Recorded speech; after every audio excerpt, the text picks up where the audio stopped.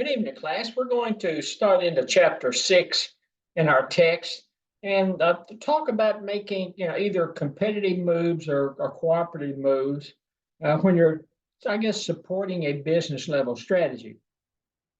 Before we get into that, I want to go back and just think about business level strategies. The authors threw out the concept of generic strategies, talked about scope of operations, whether it's a broad or narrow targets. And again, on page 151, they provide a little 2x2. It's a very good, I guess, concentration or a very good exhibit of what the authors are trying to get across in this text. So I would suggest definitely going back and taking a look at that 2x2 that's on page 151. But the four generic business level strategies, you've got cost leadership similar to Walmart, lower prices, acceptable quality, looking at a very broad base when it comes to the consuming population. You've got Nordstrom, talks about differentiation, talks about charging higher prices, but they have unique concepts or unique customer service or unique items. Nordstrom has been built on customer service for years. Buy something at Nordstrom, doesn't work, take it back, no questions asked. Costco the same way. Buy something at Costco, take it back, and no questions asked. Then you've got focus cost leadership, which it's much lower prices, but maybe not the same quality as you would see that at a Walmart. And it's talking about a smaller targeted population. So, and they, again, talk about Dollar General when they talk about focus cost leadership. And then you've got Anthropologie, which is focus differentiation, and it is a much smaller targeted, I guess, audience or targeted consumer population. And they do provide, supposedly, I mean, I've never been to one, but supposedly, at least according to the authors, they provide unique items that maybe you can't get anywhere else. And then they try to tie everything together when they talk about best cost strategy. And the best cost strategy is relatively low prices and substantial differentiation. And if I stop and think about it, maybe you throw Costco into that mix. They are relatively low prices, and their differentiation is, it's built on customer service, no questions asked. Items in Costco that in some one central location that you might not get anywhere else, or might be difficult to find anywhere else. Let's say that. So. And I think you can look at their stock price. Their stock price, a few years ago was sitting, below $100, and I don't remember, it's what, $600-700 now. So I would say Costco. I would say Southwest Airlines. Low prices on airline tickets, and they definitely have a unique approach to providing air travel. And then the biggest issue that the authors saw, and when they were talking about business level strategies, biggest issue they saw was just getting stuck in the middle. You don't fit into any one of these four. You're kind of floating out there and kind of this no man's land, and it's extremely difficult to be financially viable over the long haul. And where we're going to go into chapter 6 now, they're talking about at this point, as they flow and move into chapter 6, they're talking about supporting the business level strategy, and now they're getting into competitive and comparative moves. And when you're talking about making competitive moves, and they give you, I think there's like 5 of them, maybe 5 of them. There are 5 of them, competitive moves, and I think they do a really good job in outlining these competitive moves. And the first one is being a first mover. And first mover has advantages and disadvantages. And a first mover, basically the concept or the definition that the authors provide you is an initial entrant into a market. they throw out that acronym, the early bird gets the early worm. And there are certain benefits might be available to the first mover that may not be available to the later entrants as they try to move into a market. Again, my background's always, it's been in healthcare for years, and I've worked for some health plans that have definitely been first movers in a market. Sometimes the first movers, if they work, it is a fantastic competitive advantage. And I've, again, been with some health plans that have been first movers, and the products we were selling or the concepts we were selling or the, the networks we were putting together were extremely financially viable and provided a significant competitive advantage for the health plan. And then I've been with some health plans that the ideas look good on paper, and we decided to jump into a market and be a first mover, and it got really ugly in a hurry. So there are advantages and disadvantages, and we'll kind of go through some of these. First mover borrows from military strategy, and the authors give the example of Japanese when they bombed Pearl Harbor. They jumped into the war in the Pacific, and they were a first mover, and for a while it gave them a significant competitive advantage. But at the end of the day, everything, fortunately for us in the United States, worked out well. But when they jumped into that, they were the first mover in that Pacific theater, and it was a significant advantage for them. You've got Apple in China. You've got Tesla in China, first movers. You've got KFC. They use that example in the text, first mover in China as far as, Kentucky Fried Chicken and fast food type industry. And the first mover advantage is when the initial move into a market allows a company to establish a dominant position that other companies struggle to overcome. And again, when you're talking about, go back to KFC, they established that competitive advantage, that dominant position in that Oriental market with fried chicken, and it's been a significant boom to their financial economy.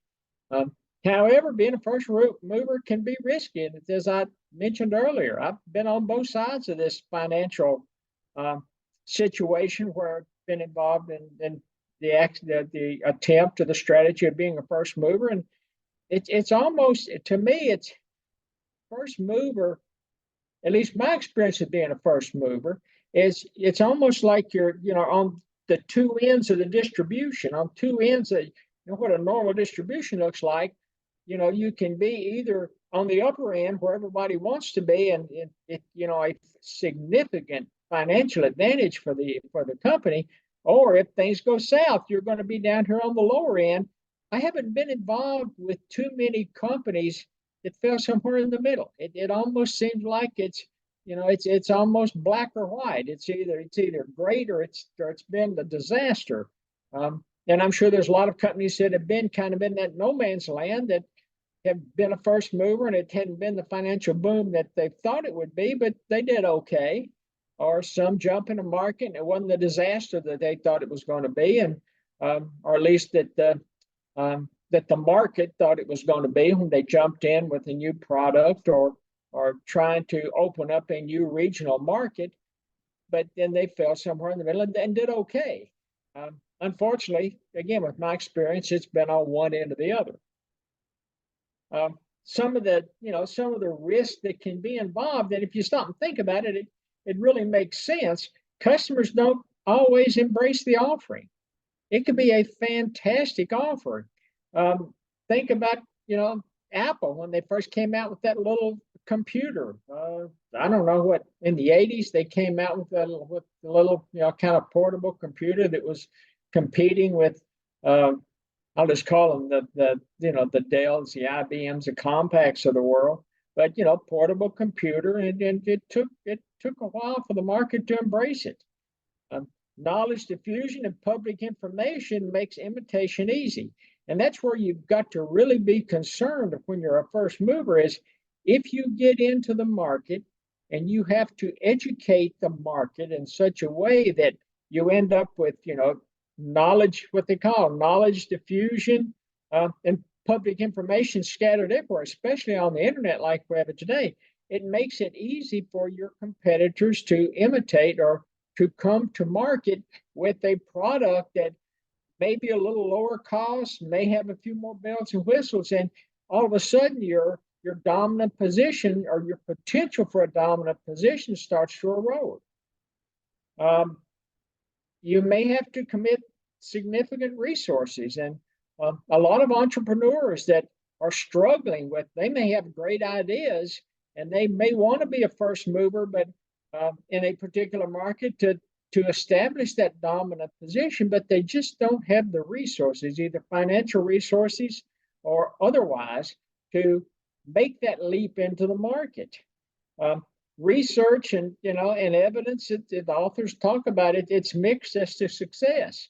And there were two studies they quote, and the first study either little to no advantage, and the second study the advantage was good for about a decade. And again, if I go back to my do my research on the companies that I work for, I think it's the success rate of being a first mover. I'll have to agree with that first study. It's mixed. I've never been with a company that was a first mover that the advantage lasted for a decade. Most times that first mover and that advantage, especially in healthcare, seems to last 4, 5, maybe 6 years, and then the competition figures out what you're doing and they start to imitate it, and then you're hung with trying to find, okay, what's that next big thing that you're going to be able to roll out to a consumer population. Part of the problems with being the first mover is executives must make the decision. They have to to pull the lever on it, and say it turns into a go no go type decision for them. Probability of a first mover, it is a sustainable competitive advantage for the most part. Strategic resources, say patented technology, appear to be successful. And if you've got a patented technology, remember we talked about patents and copyrights and one of the early chapters, but if you've got some kind of a patented technology that builds that competitive advantage for you, then you also are starting to maybe not a true monopoly, but you're starting to build some of those barriers to entry through your patented technology. And entrepreneurs, can strategic resources be imitated? And again, I talked about entrepreneurs are like a bloodhound. When they smell blood in the water, or sharks when they smell blood in the water, they can smell a profit, and they know when to jump in and try to imitate and try to jump into that market. The second type of competitive advantage that the authors talk about was disruptive innovation. It's an improvement that conflicts and threatens to replace traditional approaches to competing within an industry. They are usually not overnight sensations when you're talking about this disruptive innovation. Early adopters and then critical mass builds over time. So if you're going into a market and you want to take this competitive approach or this competitive strategy of being a disruptive innovation, it's typically not an overnight sensation. And then you can read the text and they voice that fairly strongly. And early adapters, so you can be an early adapter and you hope to adapt, or you hope to be able to pitch your product or your approach to doing business to a small population and then let it build over time. Think about the smartphones and the iPads. You had some early adapters, and it started to build that critical mass over time, and now they've got a real strategic advantage in an economy. And when we talk about disruptive innovation, it reminds me of, if you go back to your economics classes, some professors, depending on what school you went to, they talked about Austrian economics and Schumpeter, and he talked about creative destruction, and that was his concept: out with the old, in with the new. Take a concept, evolve it over time, and come out the other end with a much better product, or a new innovation. And Schumpeter always talked about creativity and innovation being the drivers in the market. The question you have when you're talking about disruptive innovation is, can a company sustain itself during an initial period of slow growth? Think about digital cameras.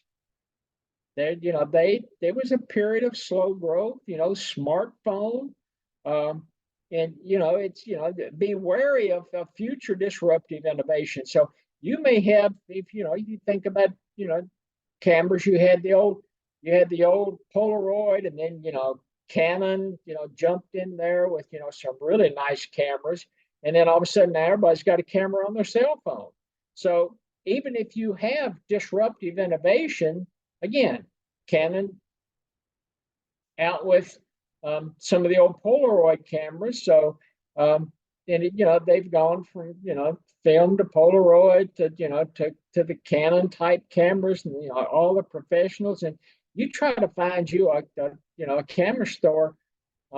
There's one in Nashville that seems to be fairly popular, but they're struggling with everybody with their cameras on their iPhone. But so when you are a disruptive innovator, be careful and be wary of somebody is going to come in and take your place. I mean, that's just the way these business cycles work. And one they talked about in the text is, and you see it a lot on television, it's SNHU, Southern New Hampshire University, and they talked about them being a disruptive innovator. And I think theirs was driven by financial issues, but they started providing lower tuition, data analytics to determine student issues. They use a lot of low-paid adjunct professors. But the Southern New Hampshire University model, it's really easily imitated. If you think about, you've got your traditional educational models, and then you've got the online internet models, and then you've got the hybrid models. And a lot of universities are going to these hybrid models, especially with continuing education, executive leadership, or executive education type concepts, because it's convenient for the students. Most students are working full time, and they're trying to go to school at night or on the weekends. Especially all these executive MBA programs, they're only taught on Saturdays and Sundays, or a lot of them are only taught on Saturday, Sunday. You have a few that are taught Friday, Saturday, and Sunday, but most are like Saturdays and Sundays. And so this hybrid, between the traditional model and Southern New Hampshire's, you can come up with a hybrid model that can actually drive a critical mass.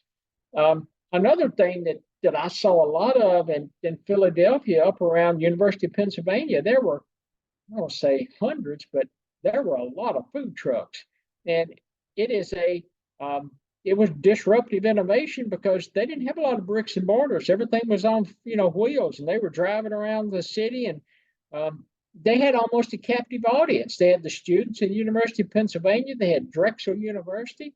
They had the hospital system there at UPenn. They had Children's Hospital. They had the VA hospital. So they were making a mint with these food trucks, just the critical mass and volume, and their customers were all in one location.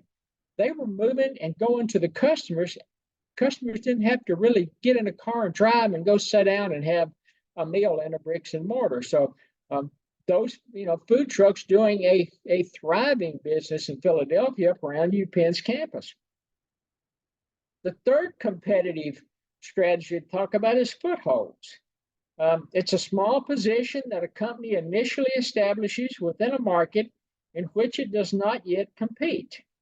And if you go back to, again, I don't know it's been a while since I've taught in an MBA program, but um, when I was in graduate school at Ohio State, all the MBA students had to read Art of War because a lot of footholds are getting a lot of business to strategies in general, as we've talked about, come from military strategy, but especially foothold.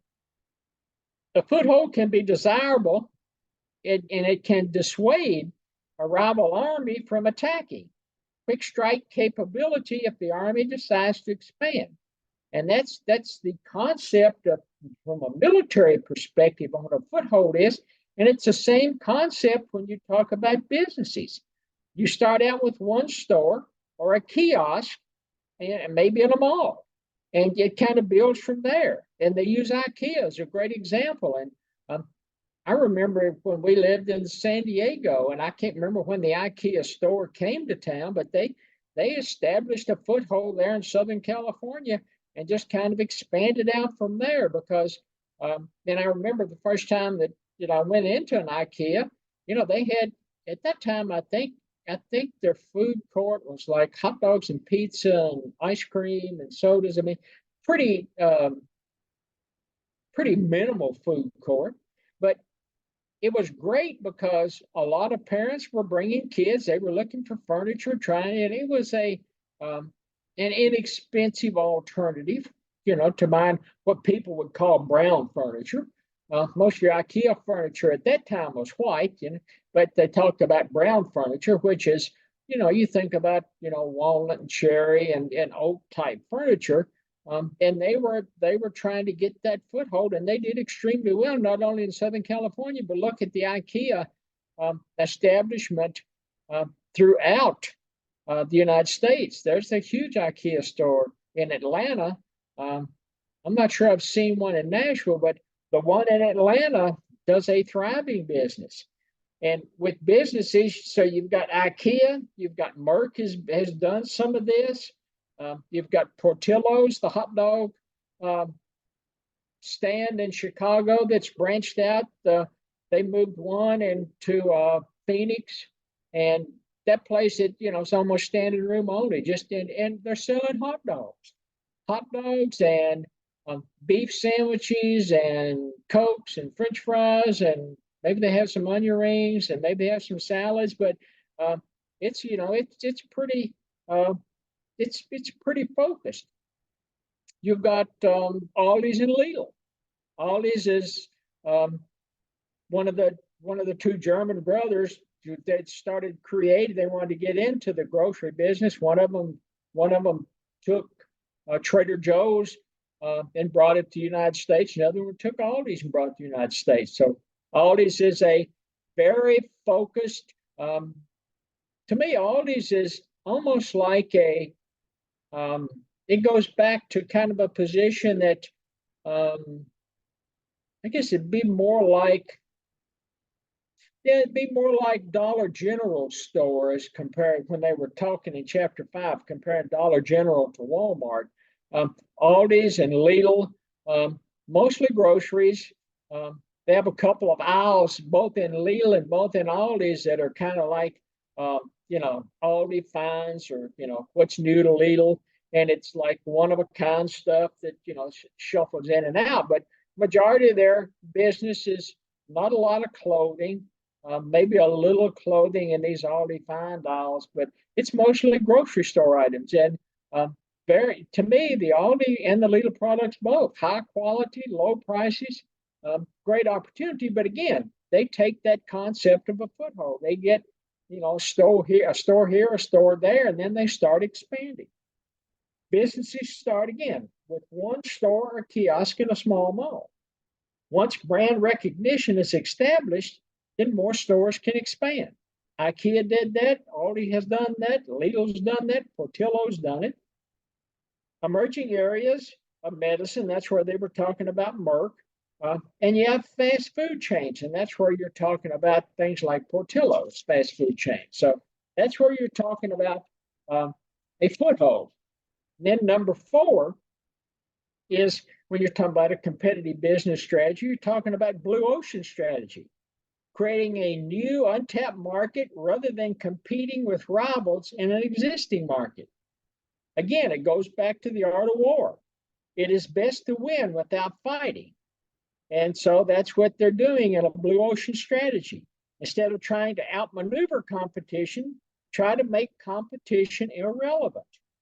Uh, Wee Willie Keeler was an early baseball player, and they asked him why he was such a good hitter, and he said, "Well, you hit them where they ain't." You talk about Starbucks, and you talk about Nintendo and FedEx and eBay strategies. Those kind of fall into that blue ocean strategy. Um, there's a businessman, especially on expense accounts. There's one in the airport in Atlanta, and I think they talk about it in the text. One flew south, and they do a thriving business um, in the airport in Atlanta. Last time I flew into Nashville, I think I saw a Tootsie's at the Nashville airport. I mean, Tootsie's was a staple, down on Broadway forever, and now they've expanded out into the airport there in Atlanta. So blue ocean strategy again. You're trying to move into a market, an untapped market, rather competing with rivals in an existing market. Trying to outmaneuver competition, trying to make your competition irrelevant. And then the fifth competitive strategy, talk about bricolage, and it's a French anthropologist coined the term in 1966, and it's using whatever materials and resources happen to be available as the inputs to a creative process. If you read journal articles about entrepreneurship, bricolage is fairly prominent in a lot of those entrepreneurial journal articles. Businesses that moves that create new markets, and that's what they're doing. They're taking pieces and put them together and developing a new product, or taking concepts from existing markets and trying to create new markets out of these concepts that have worked in existing markets. They talk about the printing press. It was individual inputs combined by innovation, and that's bricolage. It's printing press. Remember, it was movable type, it was ink, it was paper, it was the press, it was the printing press itself. So they took pieces from existing business concepts and molded them together into a new product or a new way of doing something. And when they talk about bricolage, they pitch out this monster mini golf, and I've never been to one. I remember seeing one in Vegas. Seems like it's on the Strip, a little farther down than the Wynn Hotel, but maybe on the same side of the Strip as the Wynn Hotel. But so it past the Wynn, a little off the Strip. Maybe it's a little off the Strip. I can't remember exactly where it is, but I think there is one in Vegas and some others scattered around the United States. They're grabbing ideas from existing businesses to create new business concepts, and it's miniature golf with a lot of unique concepts. You've got there's a Beach Hardware, and it's a hardware store, it's a restaurant, it's a tap house. Three business strategies, three concepts, three I guess I don't call them industries, but at least three business ideas that they have molded together into a very successful business. Movie theaters, now that's, and it's been around for a while, but you can go into a movie theater and have food served to you. I can't remember. I don't know about the Whole Foods here in Atlanta, but the Whole Foods in Buffalo, New York, and the Whole Foods in downtown LA, they had not only the hot food bars and the pizzas and the delis that you could get, but they had actually brew pubs that you could go and sit down, have a beer, and burgers and fries and salads, and I think some finger food or something. But those bars in both Buffalo and in LA did a thriving business. So they're trying now to come. Whole Foods were, through bricolage, they were bringing the concept of a grocery store together with a brew pub or with a hamburger joint. So, and it worked out very well for them in those two areas. And when we're talking about competitive, moves and competitive advantage, those are the kind of the five concepts that the authors throw out.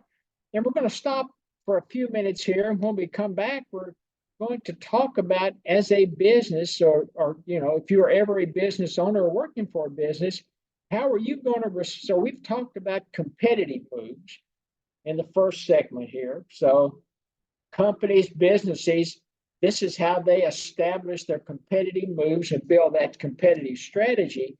And the second kind of segment of this chapter, we're going to talk about how businesses respond to competitors' moves. And talk to everybody in a few minutes.